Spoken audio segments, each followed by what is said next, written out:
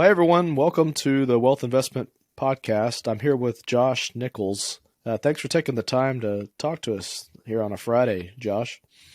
Yeah, no, happy to be here. Thanks for having me. Yeah. So could you tell the listeners just a little bit about what you do and kind of what you guys have going on? Yeah, sure.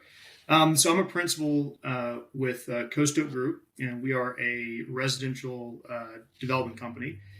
We say residential broad brush because we do everything from land development to single family home building and multifamily.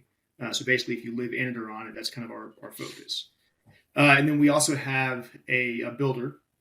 It's an in-house builder called Cobalt Homes that focuses on townhomes and multifamily product, really within primarily the DFW area. Okay, good deal. Yeah, building's a tough business right now. We were talking about that a little bit before the podcast started, so we can get into that a little bit in terms of risk. So, this podcast is really directed about risk and how do you quantify it. And I immediately thought of you when started thinking about this. I know we've had some email exchanges about how you guys think about risk. So, Mhm. you wanted us maybe tell our listeners kind of how you think about risk, how do you quantify it, kind of maybe just give us a backdrop about how you guys think about that? Yeah, sure. Well, so I guess to kind of give a little bit of a background. My background before we started Coast Oak. I spent a couple years at Goldman Sachs working in real estate investment banking and real estate private equity. And my business partners have similar backgrounds. So, our approach to the business and risk has been probably more institutional Right. in nature and how we view things than kind of other kind of land developers. So risk obviously. I mean, look, it kind of we got to figure out where the jumping off point is here because risk is a very simple word that means a lot of things. And the risk in our businesses right now range from the most basic market risk to zoning risk to construction risk, which means both risk in people who you're hiring as well as cost of materials. So the way that you evaluate risk really changes depending on what you're really looking at, what you're trying to figure out. Right. Right. So I know that we're kind of operating in a unique environment now. As we shoot this, there's the Ukrainian situation going on, and material prices have gone up quite a Mhm. bit. So can you talk to us a little bit about how you guys are thinking about macro risks and cost risks and things like that are going on? And for somebody that's looking to invest with a principal or a sponsor, how should they be thinking about the right questions to ask for sponsors to understand, are they accounting for that and their modeling when they're trying to, either invest with the sponsor through a private equity fund or, on a syndicated basis for an individual asset? Yeah. So so we always talk about the two main groupings of risk being the known unknowns and the unknown unknowns. And the former is easier to underwrite than the latter. And I would say with where we are right now with kind of the geopolitical stuff really highlights some of the fact that it doesn't matter what you can underwrite, what you know are the risks. There are all these unknown risks. So specifically, just for our business, our builders focused in Dallas, and yes, we have had to navigate the construction supply chain issues and the fact that lumber has gone from, I mean, it has tripled from when It's we kind crazy. of were building. Oh yeah, it's nuts. I mean, go back just a real quick real time example. The townhomes that we built in 2018, our lumber package, and we build rooftop decks, so there's a lot of extra lumber and structural elements to it. It used to be 35,000 to 40,000 a unit.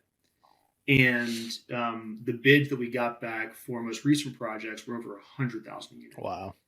Now, all that cost has to be passed on if you can in the home prices. But that's also why when people are looking at home prices right now and saying, oh, they're so high, builders have to be crushing it. Yes, builders are making money, but costs have gone up even more than home prices. Right. So it's definitely a balancing act.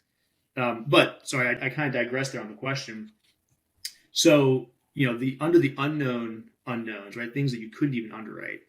We build some pretty high quality townhomes, and so we've actually started using a German cabinet system that is manufactured in Germany.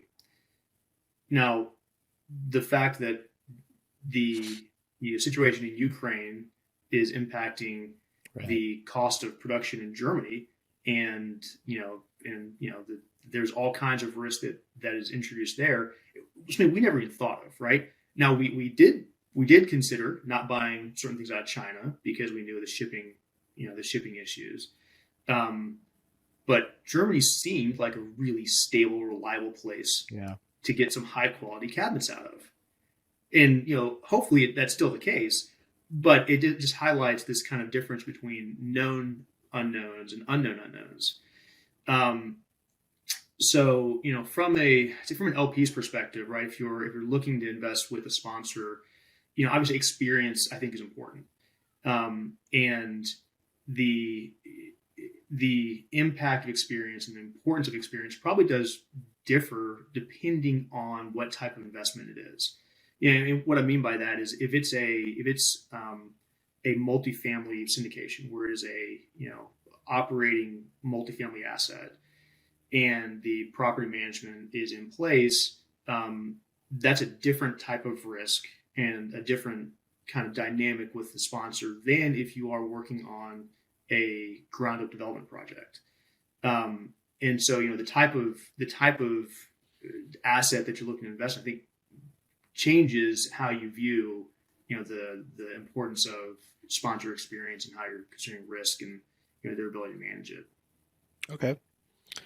So let's talk about that some. So you're a ground up developer. I mean, I've done ground up development projects and do ground up development projects. If I'm an LP and I'm looking at your project versus a syndicated asset, which I don't know if you've done that before in your career or not, but what different questions should I ask, or how should I attempt to quantify, whether or not this person knows what they're talking about, or has been through enough cycles in order to be able to see some of these risks that, somebody that's maybe a little bit more junior has not seen. Yeah. I mean, that's always a tough one, right? Again, obviously from an LP perspective, ideally, if you are investing a significant amount of money in something, it should be something that you're fairly familiar with. And being familiar with the product type, gives you the ability to ask kind of some of the right questions. I mean, look, when it comes to the development side, if one of the big questions that a lot of people don't understand is there are some binary risk and there are some risks that aren't quite so binary. The binary risk would be like zoning. Make sure that if you're taking zoning risk, that might not be a bad thing. Just make sure that's the risk that you're taking and you're getting paid for it. Because zoning risk is that's a real thing. I was actually going through city council earlier this week on a project that everything that you read in the comprehensive plan for this city that we were in would have suggested this would be an easy thing to get through, and we got it through, but it took effort. And we've always said that we don't take zoning risk because we know that is a binary risk. And so for those type of projects, there is lots of value that can be created, but we will do it on the front end before we close on a property, and make sure that we will take something through zoning, spec a little bit of dollars on that, but not close until we know that it's zoned for what we're doing. So yes, I don't know if I actually answered the question or just kind of rambled on. No, I mean, we could talk about that some too. So, I mean, do you advance the funds for the zoning risk, like the pre-entitlement risk? You said that you guys don't take the risk, but Is that just how you structure your buy side contracts with some bumps, or like, let's talk through a little bit about how you mitigate the risk for the zoning that you want to try and get to. Yeah, so obviously you're taking some risk on essentially the soft cost that you're Right. specking, right? The yeah, we are paying our architects and our engineers to kind of go through the process, but our contracts, at least for this asset and for assets like this, we won't close until we receive the city council approval Right. for the rezoning.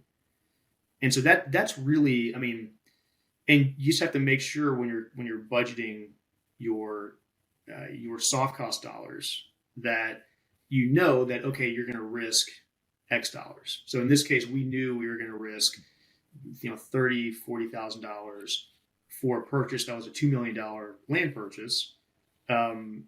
That's going to end up being 31 townhomes and 17 to 18 million dollars of sale proceeds. That was worth taking. That was worth risking these soft dollars, but we wouldn't have closed on the property and risked $2 million till we had Yeah. that zoning lined up. Yeah, there's one of my developer buddies here in town likes to call those pot odds.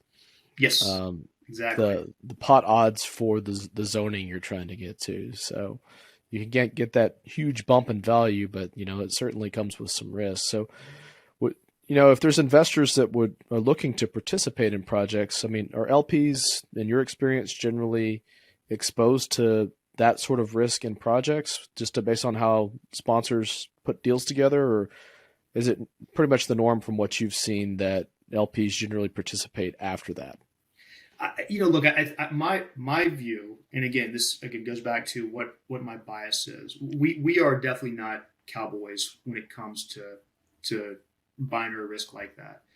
Um, from an LP perspective, I think avoiding zoning risk unless you know that is the bet that's being taken is important. I do think Right. there are some situations out there where an LP might not necessarily know that is part of the risk in a deal, and it might be. I would say in general, it would be a good idea to avoid the binary risk unless you know you're getting paid for it. Right.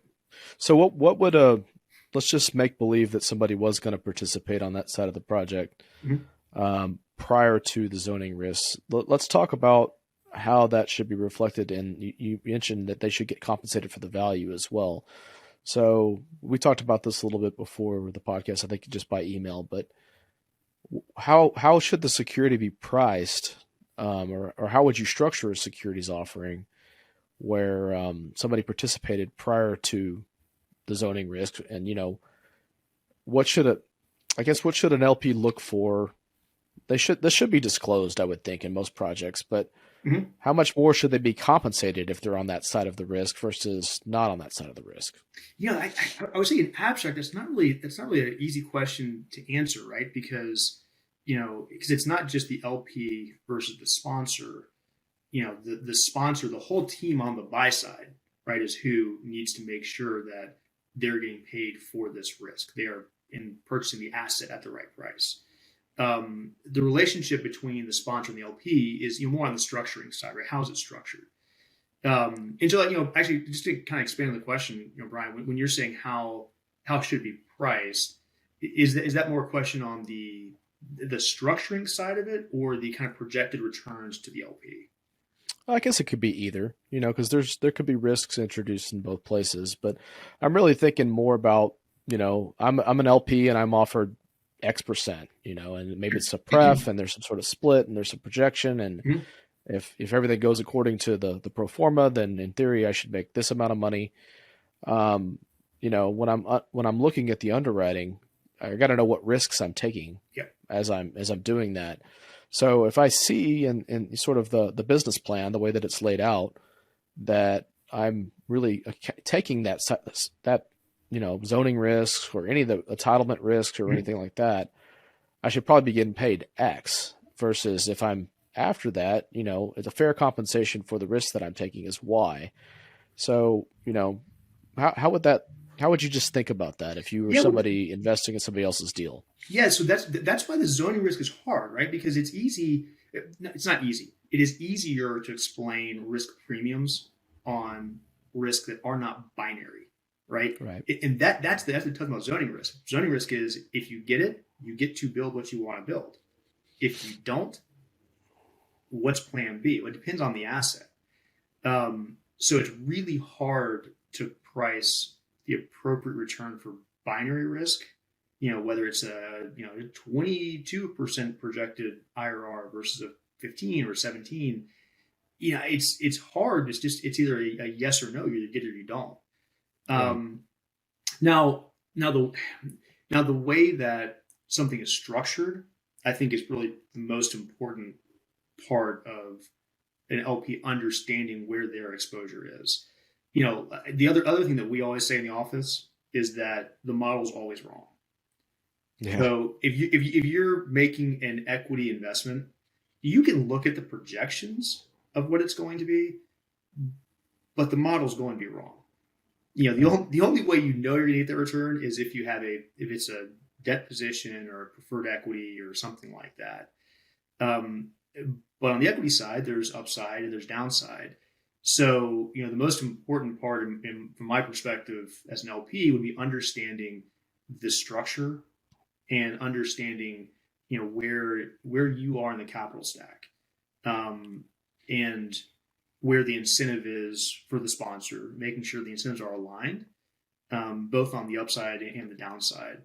So, pricing risk to an LP is really about knowing the deal, right? Knowing what you think it's going to do, but understand the structure and kind of what happens in upside and downside scenario. Because one thing I know for sure is whatever you see in the deck, it's not going to be exactly that. Yeah. The moniker is everyone can get rich in Excel. I don't know if you've ever heard that before, No, I haven't, but I but like that one. yeah, yeah. So yeah. So let's talk about alignment of interest. I think that's probably a good topic that's coupled with risk. So if I'm a limited partner and I'm investing in a deal, um, I think a lot of our listeners understand what a preferred return is, but maybe let's talk about that a little bit and a typical deal structure that you see that kind of creates alignment between what the sponsor is going to try to do as they're operating the project and the LP's interests. What does that look like in terms of a structuring? Yeah, so alignment of interest, I think, is one of the most important elements for an LP to focus on. You want to make sure that the sponsor, one that is raising the capital, but also that is involved in actually doing things that can impact the success of the project, right? Especially if you're in development or if the sponsor is also the property manager. Um, you want to make sure that they are incentivized for the project to go well, which means that's why there are promotes that sponsors get.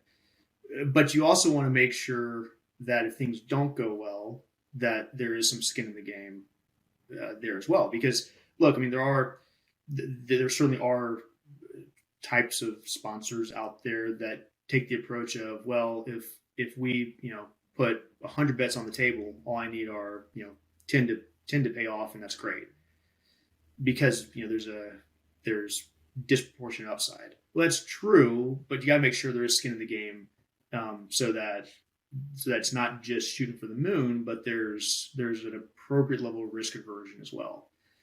So what is, I mean, the most basic structures that you see out there, um, would be a structure where there is a preferred return, to the LP. And what that means is, the sponsor puts in some money, the LPs put in the majority of the money. But before the sponsor starts to get any disproportionate return, the LP gets a return of their money and the pref return. And then after that, you start seeing the incentive comp or the promote, depending on what you're calling it. Yeah, and so that's the incentive on the upside, and then the alignment mentioned on the downside is making sure the sponsor has what is an appropriate amount of money invested in the deal, And that's a harder thing to figure out, because what an appropriate amount is depends on both the size of the deal and kind of who the sponsor is and what is important to them. Right. Right.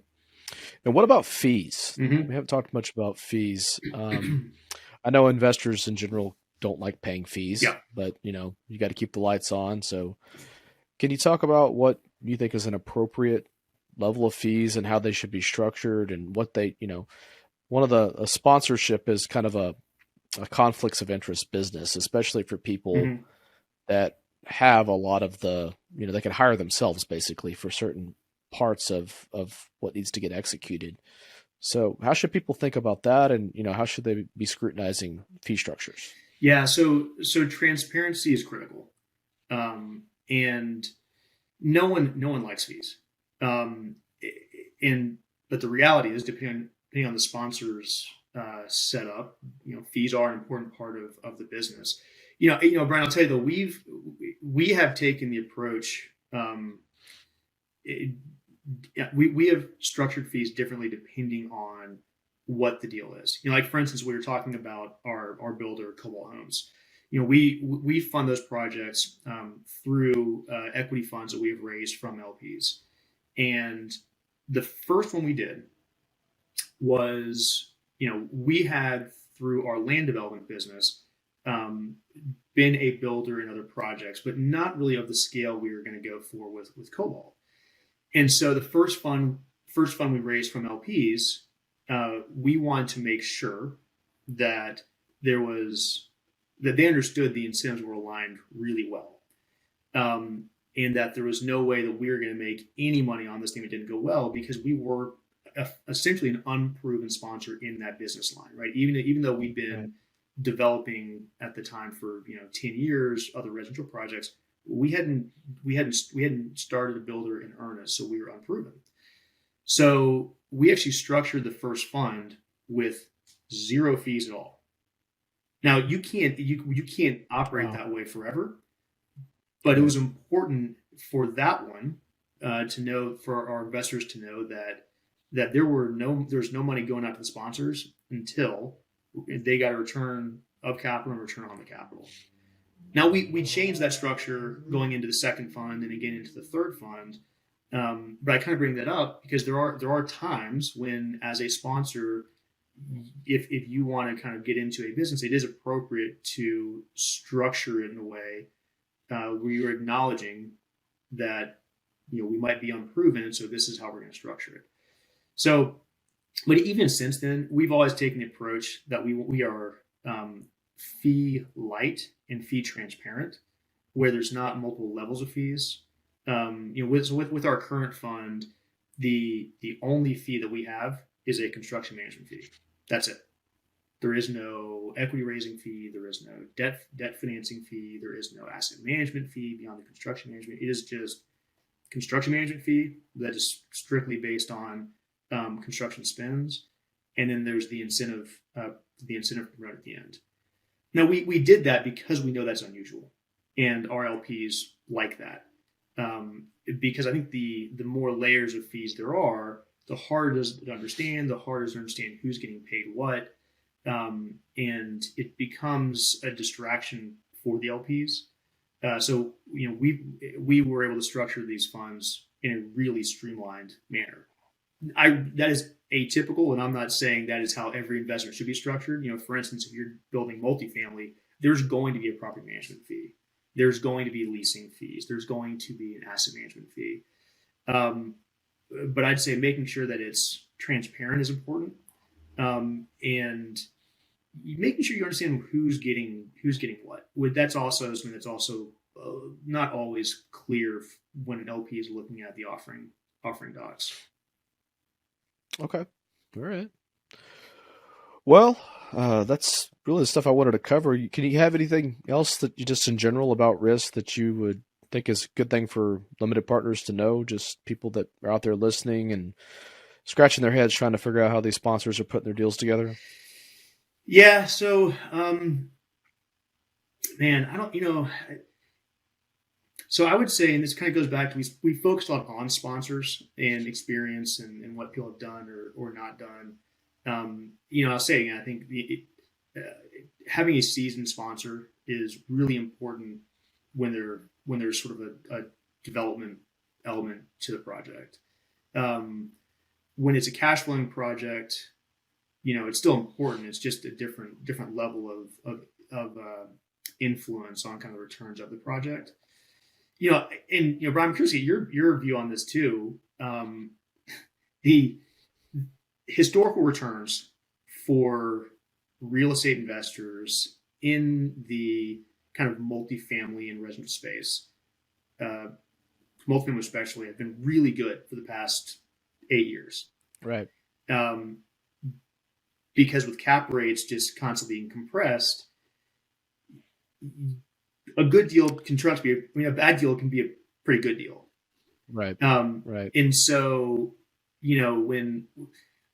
when you have sponsors who've shown our historical returns and performance are important, but understanding the context of those, I think, is also very important.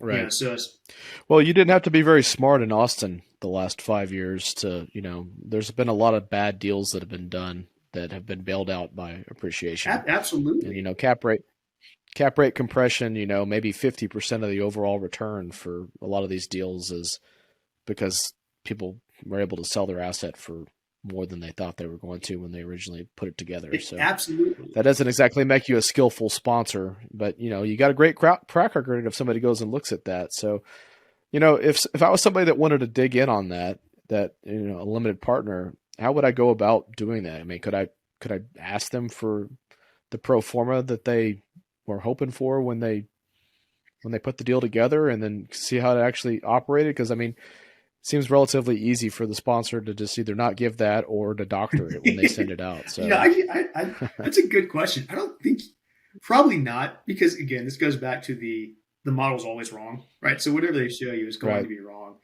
Not really. I think it's just understanding context, and it just falls in the category of the little disclaimer you see on every prospectus if you're looking at a mutual fund. Historical performance, does not guarantee future returns. It's really kind of understanding that and understanding the historical performance in context. If you have a sponsor that's been investing in value add multifamily for 7 years and they've never lost money on a deal, that's great, but keep it in context of what the last 7 years were. If there's a sponsor who's been investing since 2005, and they have a track record and they show you some deals where they've lost money, that's right. Now, they might have lost money, and the sponsor in the last 7 years might have never lost money. But if you're going to ask me which one am I going to, feel more comfortable with, it's going to be the guy who went through the cycle from 2005 through 2009 and back up again. And I think that that's kind of a good point. It's there's a reason that people are getting compensated a certain amount when they're putting their money in, and I think a lot of those risks are kind of long tail risks that it might only happen in a certain set of circumstances. But the guy that's only been operating for 5 years maybe hasn't encountered that set of circumstances, whereas the person that's been doing it for 20 definitely has. And I definitely see that in a lot of the sponsors that I talk to in terms of how they just think about risk in general. So long-term greedy, make sure that they're, have enough cash to carry them through the down cycles.